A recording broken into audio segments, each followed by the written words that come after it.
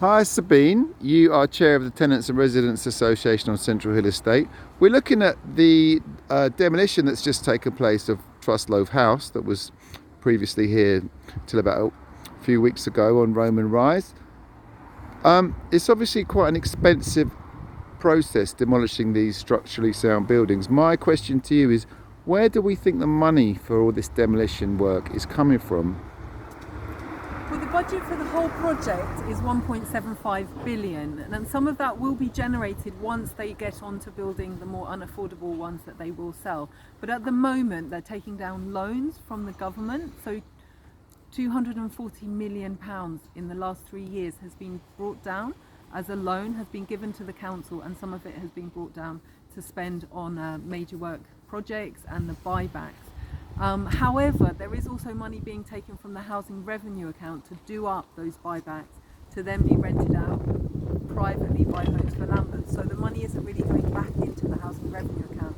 So there is money for large projects, there is money to do up houses that are going to be rented out by Homes for Ĺambeth, but there is not money to do up a secure tenant's home that they've been paying rent for all these years, and they just need like some general repairs that need doing, and the money's not there. There's a very, very small cap. It's like £500. Anything over £500 needs official approval and doesn't tend to get done.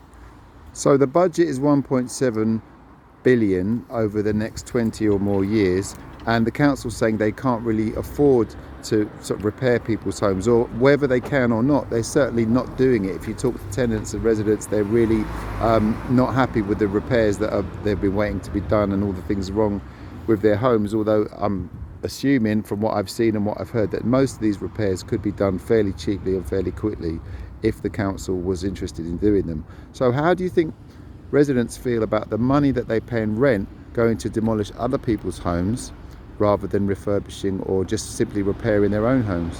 Yeah, it's just mismanagement. The whole thing is mismanagement. How can you take money from tenants and then not use the money even somewhere else on the borough for tenants? It's money that's just being taken out of the kind of equation to then be used to progress with the regeneration, and it's not a level playing field at all. And the priority should be that people living in their homes live in a decent home, especially as it is covered for by the housing revenue account. The 1.75 billion is going to come from eventual sales, so they are counting on sort of property selling at the end. But it could easily go over budget. That's also a worrying concern. It's just going to draw money from anywhere it can. It's also using up Lambeth's funds because they have a decanting officer. They may do some of the administrative side for Homes for Ĺambeth. So this whole project is just consuming resources from all sides. It's sucking up money that could be used for other things, and it's a massive gamble, isn't it? They'll get their money back from this very small margin of sale at the end. I mean, I would say that if you're a private person renting privately and your landlord was consistently refusing or failing to carry out basic repairs, they'd be in breach of your agreement and you could take them to court. It's a real shame that council tenants don't have that ability to take their council to court right now. I wonder if things might change in the future, if people are sitting in council properties that could easily be repaired that are just being let to rot, basically. There are so many empty properties on our estate. That's so true too, that they could be brought into use. They could provide generate an income for the council.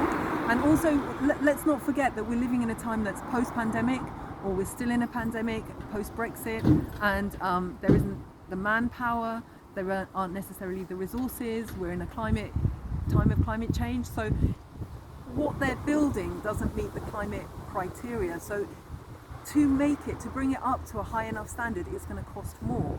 The resources and materials are going to cost more. The manpower isn't necessarily there, and so therefore will cost more. The issues we've seen with the HGV drivers has resulted in better working conditions to pay for them, which will cost more. So therefore, this in itself, it's not secure that the budget they have they're going to stick to it at all. So if these homes aren't up to the standard and then they have to be retrofitted to make them more environmentally friendly, that's going to be much more expensive than retrofitting the homes that are already built.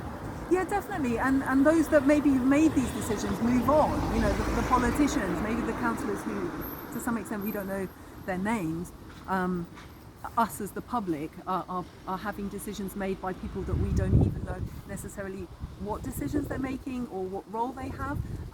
These people could just move on. They're not going to be the ones picking up the tab at the end of it. It's going to be the council taxpayers, as we've seen in Croydon. And brick by brick have maybe sold off some of the pieces of land that was public land that they were going to build on, has now needed to be sold off because they're in such financial difficulty and they went bankrupt. And that's gone to private developers. Yeah, I would assume that's where it's going. I would be interested to find out if that's the case. Thank you, Sabine.